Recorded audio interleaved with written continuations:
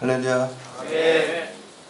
골로새서는 골로새 교회 미혹했던 이단들에 대해서 물리치고 바른 신앙으로 성숙한 신앙생활을 하라 이렇게 이제 권면하는 그러한 바울의 편지입니다. 그래서 특별히 이제 이 골로새 교회를 미혹했던 이단은 크게 이제 두 가지로 볼 수가 있습니다. 그러니까 예수님의 그 신성을 부정하는 것이고요. 그리고 두 번째는 예수로만 구원받는다는 그 예수님의 어떤 절대성을 부정하는 겁니다. 요즘으로 이렇게 환산한다면은 인본주의, 자유주의 신학과 종교다원주의에 대해서 이제 거부하는 그런 말씀이라고 이제 볼 수가 있겠습니다. 그래서 우리가 이 골로새서는 전체가 예수 그리스도의 그 기독론에 관한 책입니다. 그래서 기독론에 관한 책이다 이렇게 볼 수가 있고요. 전체가 4장인데 1장과 2장에서는 교리적이고 이론적인 거를 기록하고 있고, 그리고 이제 3장과 4장에서는 또 이론적이고 또 윤리적이고 실천적인 말씀을 하고 있습니다. 그래서 우리가 이제 함께 읽은 이 3장 후반부인데요. 지난 시간에 이제 3장 전반부에서는 예수 그리스도 안에서 옛자를 버리고 죽고 또 예수 그리스도로 새 사람을 입은 그리스도인들이 어떻게 살아야 되는지, 특별히 이제 예수님의 성품을 닮아 살아가야 된다라고 하나하나 우리가 지난 시간에 구체적으로 살펴보았습니다. 그리고 이제 오늘 이어지는 오늘 본문에 있어서는 이제 우리가 가정생활 또 혹은 직장생활, 사회생활을 하죠. 그래서 이제 예수 그리스도로 거듭난 그리스도인, 그러니까 썬데이 크리스찬이 아니라 거듭난 본어게인 리얼 크리스찬이 어떻게 가정생활을 하고 또 직장생활을 해야 되는지 이렇게 말씀하고 있습니다. 그래서 세 가지 관계를 볼 수가 있습니다. 첫 번째는 가정에서는 부부관계, 그리고 이제 부모와 자녀의 관계, 이 두 관계가 있고요.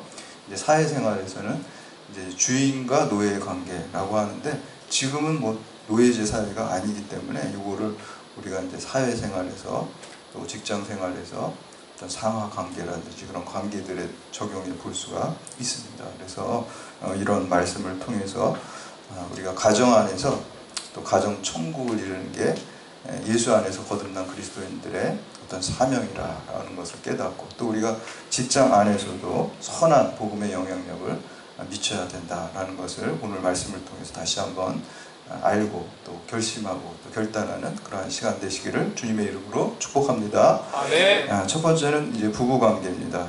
하나님께서 친히 제정하신 그 기관이 크게 이제 두 개가 있습니다. 우리 성경에 보면은 하나님께서 가정을 친히 제정하셨어요. 그래서 아담과 하와를 하나님께서 창조하시고 가정으로 남자 여자로서 이렇게 한 가정을 이루게 하셨어요. 그래서 하나님께서 친히 가정을 설립하셨습니다. 그리고 또 두 번째는 교회를 하나님께서 친히 설립하셨어요. 우리가 마가의 다락방에 오순절에 성령이 강림하셔서 이제 교회가 시작됐죠. 그래서 이 세상에 있는 기관 중에서 하나님께서 직접적으로 설립하신 기관이 이제 가정과 교회라고 할 수가 있겠습니다. 그래서 하나님께서는 이 가정과 교회를 통해서 하나님의 뜻을 이루어 가시고, 또 가정과 교회를 통해서 또 하나님의 사람을 출산하기도 하고 또 양육하고 하는 그러한 기능을 갖고 있어요. 그래서 교회도 뭐 이게 가정이잖아요. 사실 우리가 천국의 영가족이라고 하잖아요. 영적인 가족이다. 그래가지고 한 분 하나님 아버지를 우리가 섬기고, 또 우리들은 다 이 안에서 교회 안에서 또 형제 자매가 되는 것이죠. 그래서 가정과 같은 교회를 이루어야 될 줄로 믿습니다. 또 우리 가정은 우리 가정의 주인이 예수 그리스도이시기 때문에 천국과 같은 가정을 이루어야 됩니다. 그래서 오늘 그러한 말씀을 하고 있습니다. 그래서 하나님께서는 이 가정과 교회를 통해서 이렇게 큰 일을 계획하시고 지금까지 구원의 역사를 이루어 가시는데, 사탄이 바로 가장 집중적으로 공격하는 두 기관이 가정을 해체시키는 것이고 교회를 해체시키는 것이에요. 근데 사탄이 아주 직접적인 방법으로도 하지만 교묘한 방법으로도 이 가정과 이 교회를 끊임없이 이렇게 해체시키는 것을 볼 수가 있습니다. 사탄이 볼 때는 하나님이 친히 설립하시고 하나님의 기관이 이 가정과 교회만 해체시키면은 하나님의 일이 굉장히 큰 장애를 얻게 된다라고 이렇게 생각하는 것이죠. 그래서 요즘에 이렇게 일어나는 현상들을 볼 때도 단순히 이제 문화, 사회, 경제적인 현상이 아니라 공중 권세를 잡은 사탄이 교묘하게 문화라는 이름으로, 경제 정책이라는 이름으로 이 가정을 해체시키고 교회를 해체시키는 것을 볼 수가 있습니다. 그래서 요즘 젊은이들이 결혼도 안 하게 되고 뭐 이제 그런 얘기하면 또 목사님 꼭 영적인 문제가 아니라 뭐 이렇게 주택난도 있고 여러 가지 이유가 있어요. 뭐 하실 얘기들은 많을 줄 믿습니다. 그렇지만 우리가 이제 영적인 관점으로 보자면 이렇게 출산율도 저하되고 그리고 결혼도 안 하고 젊은이들이 그리고 또 이혼율도 높고 이제 가정이 참 어려워지고 가정이 붕괴되는 모습을 우리가 볼 수가 있습니다. 여기에도 영적인 의미가 있습니다. 그러니까 그리고 또 이제 요즘에는 이제 동성애 또 그런 문제들도 사실 이게 가정을 해체시키는 제가 볼 때는 그 어떤 사탄의 교묘한 전략이라고 생각을 합니다. 동성애 이제 반대 같은 얘기하면 이제 요즘에는 좀 고리타분하고 아주 꼰대 같다 이렇게 이제 그런 이미지가 자꾸 생기는 것 같아요. 그런데 우리는 그런 이미지보다 하나님 말씀이 진리의 말씀인 줄 믿습니다. 그래서 용기 있게 사람들 눈치 보는 게 아니라 사람들 눈치 봐서 뭐합니까 우리가. 사람들 눈치 보는 거는 그 마음을 얻어서 전도하려고 사람들을 살피는 것이지 우리가 진리의 기준은 하나님 눈치만 보면 될 줄로 믿습니다. 그래서 하나님 말씀에 올바른 그 진리를 추구하고 거기에 생명이 있습니다. 동성애도 하나님께서 가정 남녀가 만나서 자연스럽게 창조 질서에서 자녀를 낳고 또 그 자녀를 하나님의 사람으로 잘 양육하는 게 우리의 사명이잖아요. 그래서 가정에서 우리가 자녀를 출산하고 또 하나님의 믿음의 자녀로 이렇게 기르는 게 부모의 역할인 줄 믿습니다. 이번에 또 차별금지법 이런 것도 보면은 차별금지법의 말은 좋은데 내용을 들어가 보면은 차별금지법이 아니라 차별법이에요. 오히려 동성애에 대해서 찬성하는 자유는 있는데 우리는 또 창조 질서에 근거해서 그거는 창조 질서에 어긋난다 반대하는 자유는 없어요. 그래서 공평하려면 자기 소신에 맞도록 자유롭게 동성애 찬성하는 것도 자유롭게 할 수 있고 반대도 자유롭게 할 수 있는데 그런 법안들이 만들어지는 것도 하나의 어떤 사탄의 문화와 정책을 통한 공격이라고 할 수가 있습니다. 그래서 우리가 바정을 가르게 세우고요. 우리 건전한 기독교인들은 동성애나 그런 사람들을 차별하지 않습니다. 그렇죠? 성경 말씀이 모든 사람이 하나님의 자녀이기 때문에 오히려 그분들을 우리가 도와주려고 그러지 좀 이상한 그리스도인이 아닌 이상 올바른 그리스도인들은 그분들을 다 사랑으로 품습니다. 그래서 차별하지 않고요. 그래서 그런 그 가정을 붕괴시키는 문화가 있고 또 교회와 그리스도인들에 대해서 굉장히 안 좋은 이미지를 또 영화나 드라마나 뭐 이런 것들을 자꾸 생산해내는 것을 볼 수가 있어요. 그러니까 문화도 보면은 사탄의 아주 강력한 무기가 됩니다. 그래서 우리가 이런 거를 잘 분별하고 기독교의 문화를 우리가 잘 또 널리 퍼치는 사명을 해야 될 줄로 믿습니다. 그래서 이제 특별히 이제 가정에서 부부가 중심이 되어서 부부가 믿음 안에서 부부간에도 서로 죽게 대하듯 해야 될 줄로 믿습니다. 우리 18절하고 19절 말씀 함께 봉독합니다. 시작.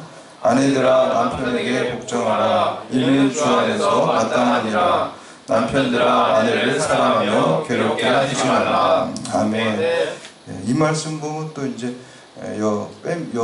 페미니스트들이 이게 뭐 남편에게 여자가 복종하라 뭐 이렇게 이제 또 부정적으로 이렇게 볼 수도 있는데 그게 아니에요. 그 뒤까지 문맥을 다 보셔야 돼요. 남편들은 아내를 사랑하며 괴롭게 하지 말고 또 병행 구절인 다른 구절에 보면은 주님이 그 교회를 위해서 또 우리를 위해서 십자가에서 죽은 것 같이 아내를 사랑하라 그래요. 그러니까 여기서 이제 남편에게 복종하라라는 그 말씀 때문에 요즘에 무슨 페미니스트들이 거부적인 반응을 일으키는데 바울 당시에는 사실 가부장적인 사회였어요. 근데 이 가부장적인 사회는 여자를 사람 취급하는 그런 사회였거든요. 근데 이 사회에서 교회는 오히려 하나님의 형상으로 만들어졌기 때문에 남녀 평등을 주장한 게 교회입니다. 그래서 교회의 큰 일꾼들로 초대교회도 다 여성들을 세웠습니다. 그리고 뿐만 아니라 이때는 노예제 사회였잖아요. 노예제 사회였는데 주인하고 노예가 같은 교회에서 식탁에서 밥을 먹었어요. 하나님의 자녀니까. 그래서 평등의 일을 하나님의 자녀라고 믿었기 때문에 오히려 이 가부장적 사회의 여성의 인권을 하나님의 자녀로 우리가 동등하게 사랑하면서 인격체로 본 것이고 또 노예제 사회에 주인과 노예가 다 하나님의 형제 자매로 같이 이렇게 공평한 그러한 사회였던 것을 볼 수가 있습니다. 특별히 하나님의 우리가 다 알지 못한 질서들이 있기 때문에 예수님도 성자 예수님도 하나님 성부 하나님과 동등하시지만 그 하나님께 순종하고 복종했다는 말씀이죠. 그럼으로써 우리가 하나님의 뜻을 이루는 것을 볼 수가 있습니다. 그래서 우리가 오늘 말씀에 부부관계에 서로 사실은 오늘 표현이 아내는 남편에게 복종하고 또 남편들은 아내를 사랑하라 라고 이렇게 말씀하고 있는데, 대전제는 다 아내건 남편이건 주님을 대하듯이 사랑하고 주님께 순종하듯이 순종하라 라는 것입니다. 오늘 말씀이 죽게 하듯 하라는 거예요. 모든 관계는 주님을 대하듯이 우리가 하는 게 새로 주님 그 거듭난 그리스도인들의 삶의 모습입니다. 두 번째는 부모와 자녀의 관계입니다. 하나님으로 받은 이 10계명의 그 두 돌판을 모세가 받았죠. 그래서 1계명부터 4계명까지 대신관계, 5계명부터 10계명까지 대인관계, 이렇게 두 개의 돌판을 받았는데, 대인관계의 첫 번째 계명인 5계명이 부모를 공경하라. 그러니까 인간관계에서 하나님께서 제일 첫 번째로 하는 것이 부모를 공경하는 것입니다. 우리 20절 말씀 함께 공독합니다. 시작. 자녀들아 모든 일에 부모에게 순종하라. 이는 주 안에서 기쁘게 하는 것이니라. 아멘. 부모는 부모에 대해서 젊었을 때 혹시 지금은 여러분들은 아니시겠지만 그런 불만을 우리가 가질 수가 있어요. 우리 부모님이 좀 더 잘 사는 부모님, 금수저였으면 내가 좀 뭔가 하고 싶은 걸 더 많이 할 텐데, 이런 생각을 할 수가 있어요. 내가 지금 흙수저인데. 그렇지만 부모는 우리가 선택한 게 아니죠. 운명이라 그래요. 하나님이 우리에게 주신 부모님입니다. 그래서 그 부모님을 사랑은 사실 상대적인 지평에 있는 게 아니라 절대적인 지평에 있어요. 그래 하나님의 그 아가페 사랑, 희생적인 사랑, 하나님의 사랑에 가장 인간 사랑에서 가장 근접한 게 부모님의 사랑이에요. 사실은 부모님 우리를 위해서 희생하시는 그 사랑이 하나님의 아가페 사랑과 가장 가까운 거예요. 그래서 하나님 부모님의 사랑은 상대적인 지평에 있는 게 아니라 절대 지평에 있어요. 그래서 자기 자녀에게 내가 뭔가 더 못해준 것이 안타까운 그 마음은, 부모의 마음은 다 똑같다는 것입니다. 그래서 부모를 공경하라라는 게 인간관계의 첫 번째 필수적인 것이었습니다. 그리고 이제 그 21절 말씀 함께 공독합니다. 시작. 아비들아 너희 자녀를 노엽게 하지 말지니 낙심할까 함이라. 아멘. 이때 당시 그 아버지는 그 유대 사회에서 그리고 그리스 사회에서 부권법이 있었어요. 그래서 자기 자녀를 요즘은 상상할 수 없었지만 이때는 사용할 수도 있는 그런 권한이 부모에게 있었다는 거예요. 그러니까 이 아이를 그냥 내 소유물처럼 하는 그러한 시대였어요. 근데 이제 오늘 말씀해 보니까 자녀들을 노엽게 하지 말라. 낙심게 할까 두렵다라고 이렇게 이제 말씀하고 있어요. 자녀는요 부모의 소유물이 아니에요. 우리 성경적으로 볼 때 하나님의 양이에요. 나한테 맡기신 거예요. 베드로한테 예수님께서 디베랴 바닷가에서 내 양을 먹이라 그렇게 하죠. 사실 여러분도 제 양이 아니에요. 주님 양인데 제가 그냥 맡아서 여러분들 말씀 먹이는 거예요. 내 양인데 너가 경찰대학에 있는 동안 이 양들을, 내 양을 네가 잘 말씀으로 먹이고 또 기도로 이분들을 도와라. 네가 맡아서 해라. 만약에 여러분들한테 제가 이렇게 영양식을 잘 못 먹이면 나중에 제가 주님 앞에 가서 책만 받아. 너 내 양을 너 왜 그렇게 쩔쩔 굶겼냐 이렇게 이제 혼나게 되는. 그래서 잘 먹여서 여러분들이 영적으로 이렇게 토실토실해져야지. 그래야지 제가 이제 상 받고 칭찬받는 거예요. 그래서 내 양이 아니라는 거예요. 여러분이 다 주님의 양을 제가 이제 맡아서 열심히 이제 먹여요. 자녀도 마찬가지예요. 자녀도 여러분의 소유물이 아니에요. 다 하나님의 자녀입니다. 여러분들에게 위탁교육생으로 보내주신 거예요. 근데 가끔 가다가 자녀를 자기 소유물처럼 착각하고 또 내가 못 이룬 거를 자녀를 통해서 대리만족하려고 하는 잘못된 부모들이 있어요. 그렇게 되면 안 됩니다. 하나님께서 나에게 맡기셨는데 이 자녀를 하나님의 사람, 예수님의 사람, 성령님의 사람으로 잘 양육해야 됩니다. 우리가 성경에 보면은 죽음을 보지 않고 하늘로 승천한 사람이 두 사람이 있어요. 에녹이 있고요, 엘리야가 있어요. 그런데 성경을 이렇게 보니까 엘리야는 좀 하늘로 바로 올라갈 만해요. 막 이적도 행하고 말씀도 전하고 막 큰 선지자잖아요, 그렇죠? 근데 아니, 엘리야는 그런데 에녹은 별로 한 게 없어요. 창세기 5장에 보면 한 4절 정도밖에 안 나와. 네, 그쵸. 별로 한 게 없어요. 그래서 제가 에녹은 도대체 뭘 했길래 그냥 죽음을 보지 않고 하늘로 올려졌을까? 하나님이 보실 때 뭐가 그렇게 큰일 했을까? 너무 궁금해서 그 말씀을 잘 이렇게 읽다 보니까 4절에 보면 300년을 하나님과 동행하면서 자녀들을 낳고 길렀어요. 자녀들을 이 에녹이 하나님과 동행했으니까 어떤 사람이겠어요? 믿음의 사람이었겠죠. 하나님과 동행하는 사람이니까. 그러니까 이 아이들을 갖다가 다 하나님의 300년 동안 다 하나님의 사람으로 세운 거예요. 믿음의 본이 됐겠죠. 아버지가 자녀를 위해서 눈물로 기도를 했겠죠. 이 아이들이 다 하나님의 자녀로 삼은 게 하나님이 보실 때는 죽음을 보지 않고 하늘로 올린 만큼 큰 사람이라는 거예요.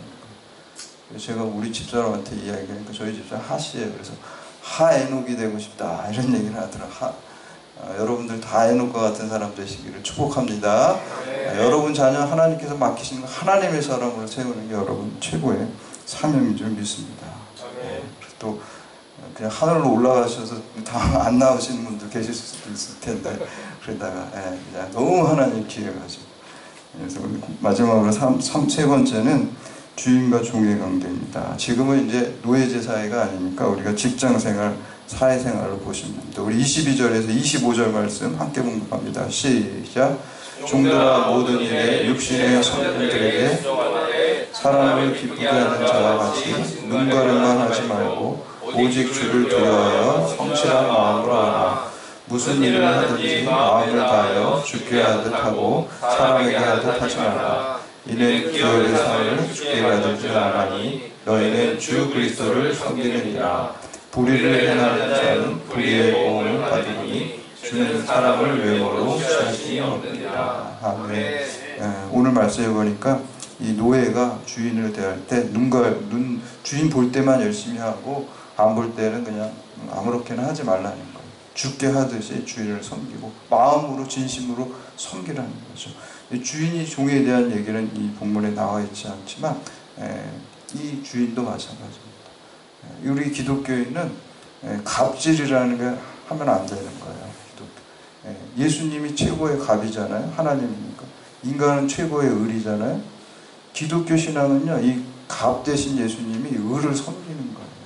그러니까 주인이 상사나 부하를 섬기는 거예요. 섬기는 정신입니다. 그리고 이 을을 위해서 예수님은 죽기까지 하셨잖아요. 그게 기독교 신앙입니다. 그 예수로 거듭난 사람의 모습이에요. 갑질하는 그리스도인이 있다고 한다면 그거는 완전히 잘못, 복음과 반대로 가는 사람이에요. 우리는 예수님이 우리를 섬기신 것 같이, 선생님이 제자들의 발을 씻긴 것 같이 여러분들이 높은 지에 올라갈수록 야, 내가 섬겨야 될 사람이 더 많구나 이렇게 섬겨야 될 줄로 믿습니다. 죽게 하듯 해야 됩니다. 모든 관계 죽게 하듯 하고, 여러분 마태복음 20장에 양과 염소를 이렇게 할 때 지극히 작은 자 하나한테 나한테 한 사람을 천국으로 드리고 지극히 작은 자 하나에게 하지 않은 것을 지옥으로 드렸잖아요. 우리가 생각할 때는 믿음으로 구원받는데 왜 행함으로 하시지? 아닙니다. 지극히 작은 자에게 죽게 하듯이 하는 그 믿음이 구원받는 믿음인 줄 믿습니다. 그래서 여러분 누구를 만나든 오늘 만나는 모든 사람, 가정에서 직장에서 모든 사람을 죽게 하듯이 여러분이 하는 그러한 성숙한 믿음의 사람, 또 예수로 거듭난 그리스도인들로 살아가시기를 주님의 이름으로 축원합니다.